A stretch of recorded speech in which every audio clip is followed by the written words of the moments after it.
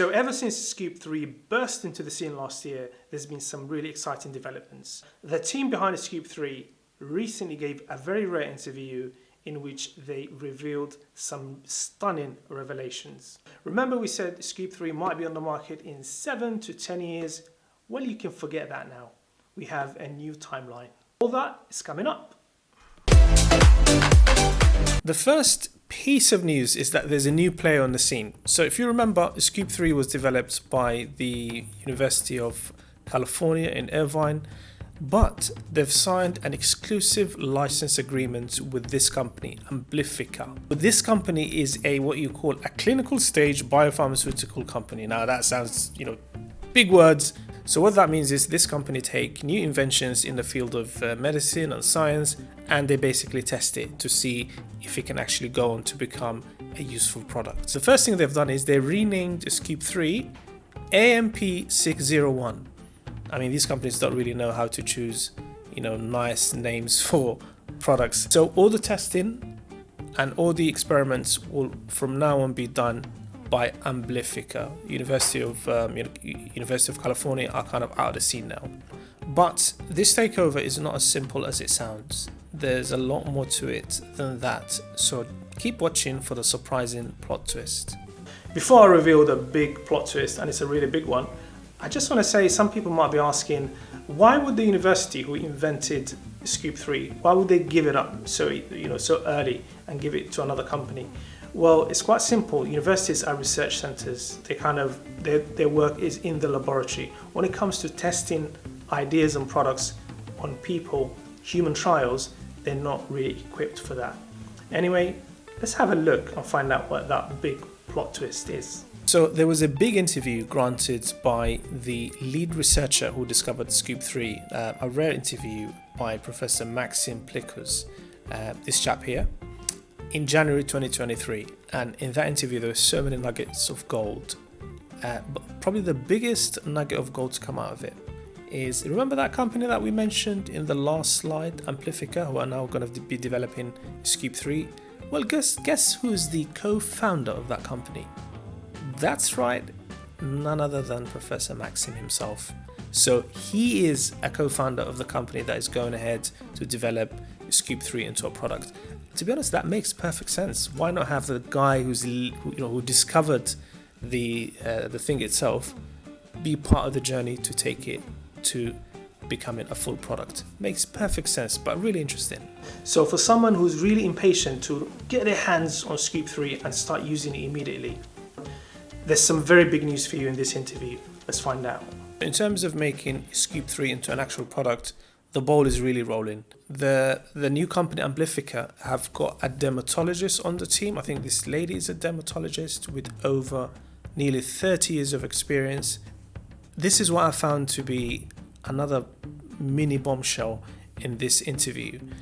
They said human trials will start later this year. So human trials of SCUBE3 are going to start later this year. And this changes things completely in terms of the timeline.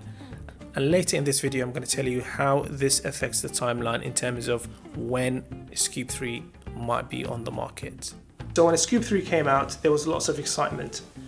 But when I looked at this interview, parts of it made me wonder if all that excitement is actually justified. Are we getting too excited about SCUBE3? And here is why.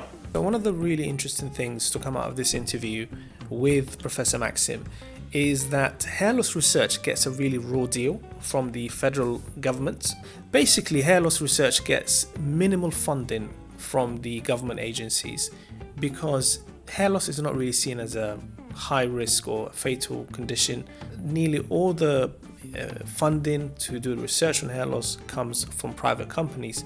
The government are basically not interested. He also said that mice, this came to me as a surprise. He said mice are poor models. So if you use mice to research your product and you hope that that will translate into the same results in humans, he said the modeling is quite poor because the fur on mice are not really sensitive to testosterone. And of course, testosterone is the number one factor that causes hair loss, particularly in men.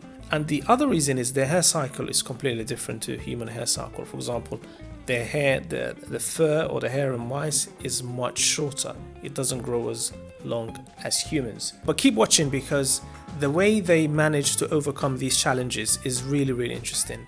So the weirdest part of this interview is what I'm about to share in a second. And it's to do with the type of hair that grows when you apply SCUBE3. Hair does grow, but not in the way you think. So a really interesting question that people might be asking is, if I use it, when SCUBE3 comes out and I use it, what might the new hair look like? So ideally, we want hair that is the same length as our natural hair, the same curvature as our natural hair, and the same color as our natural hair. But this is the bombshell that came out from this interview. Because of the way SCUBE3 works, we have no control over the length, the curvature, or the color. And this is a direct quote from the lead researcher, Professor Maxim himself. He said, we can't promise what the new growth will look like. So that means that if you have, say, dark afro hair, your hair might grow back to be straight and blonde. And if you have blonde hair, you could grow curly dark hair. There's just no control. I mean, the result might come out and you might like the result, but the fact that we have no control is a little bit scary. Hidden away in the last part of the interview, literally the last 3 lines, was a little segment about hair cloning. And when I saw that, I was like, oh my gosh! Something else that came out of this interview, which I found really interesting, is the dermatologist mentioned that they've tried to basically make hair in the lab in a dish, like you can see here, and basically implant it on people's heads. This is kind of the old school hair cloning that we've been talking about for so long. And I was like, really? Very interesting. And she said that the hair survives for about 9 months. So it takes 9 months for the hair to basically fall out. And she also said it's not cheap. And I thought to myself, I mean, this is the hair cloning that we've been talking about, making hair in a dish and putting it on people's heads. The fact that it survives for 9 months, it's good and bad. I mean, who wants to have a hair transplant every 9 months? But on the other hand, you have a hair for 9 months. So it can swing both ways. So let's cut to the chase. When is SCUBE3 going to be on the market now? As soon as I saw the word human trials, I knew the game has changed, because human trials are usually the very last part in the journey of drug development. So the fact that they are already saying we're going to be in human trials later this year, I knew we are very, very close to having this on the market as a product. So we can forget about 7 years. I don't think it's going to be 7 years. This product will be on the market or it will be dead within the next 3 years. So if I was you, I would put a big red circle around the year 2026. So 3 years from now. Unless something unexpected happens or they discover that this doesn't actually work in humans or something else. As always, I'm going to keep you abreast with every single development. So make sure you subscribe to this channel. Next time, see you and take care.